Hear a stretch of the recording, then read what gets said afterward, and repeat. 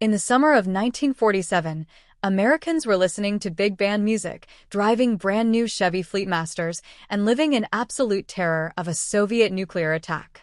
Then, a crash in the desert changed our relationship with the night sky forever. Join us as we look at life at the time of Roswell. Early July 1947, rancher Mac Brazel finds strange debris in a pasture near Corona, New Mexico. July 7th, 1947. Brazel delivers the debris to Roswell, Sheriff George Wilcox. July 8th, 1947. The Roswell Army Airfield issues a press release stating they recovered a flying disc. July 9th, 1947. The U.S. military retracts the statement, claiming it was just a conventional weather balloon.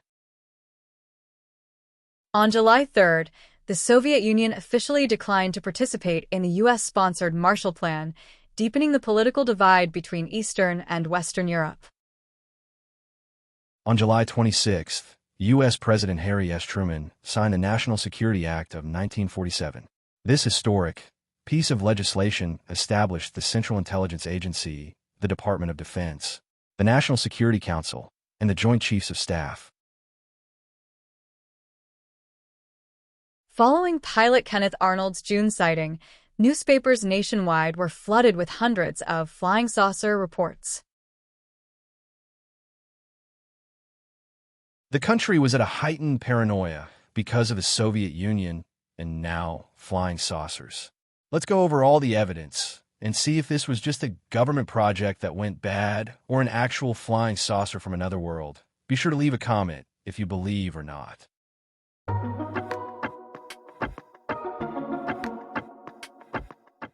No one actually saw the Roswell object impact the ground in real time, but several key individuals witnessed the immediate aftermath and the highly unusual debris field. A local ranch manager was the very first person to discover the debris scattered across the Foster Ranch. In early July 1947, he came across a large field covered in rubber strips, tough metallic foil, tape, and wooden sticks. Of course, that sounds like the materials you would need to build a spaceship capable of flying from another solar system. That's the same material we use to make box kites. No wonder it wrecked.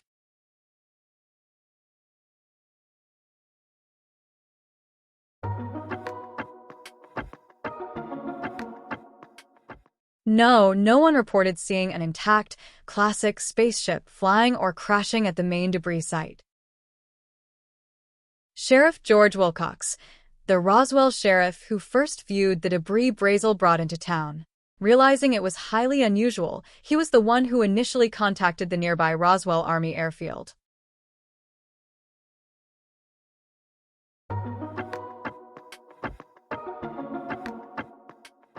The markings, etched along the inner channel of these beams, were strange, purple or pinkish-hued symbols. He described them as a mix of geometric shapes, abstract drawings, and symbols that strongly resembled Egyptian hieroglyphs, rather than any standard English lettering or numbers.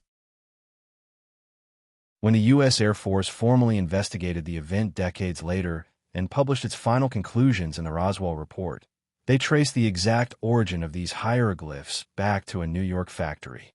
The debris actually belonged to Project Mogul, a top-secret project using long trains of high-altitude balloons to listen for Soviet atomic bomb tests.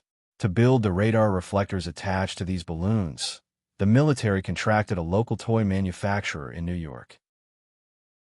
They used a common, commercial cellophane tape pattern with decorative purple and pink symbols, specifically geometric shapes, stylized flowers, and scrollwork meant for children's toys.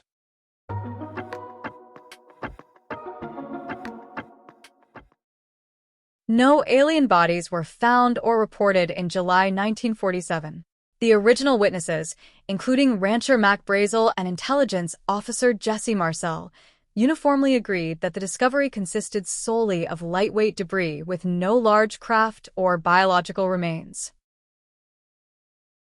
Stories of alien bodies did not enter the Roswell narrative until the late 1970s and 1980s, decades after the incident, when researchers began interviewing secondary witnesses.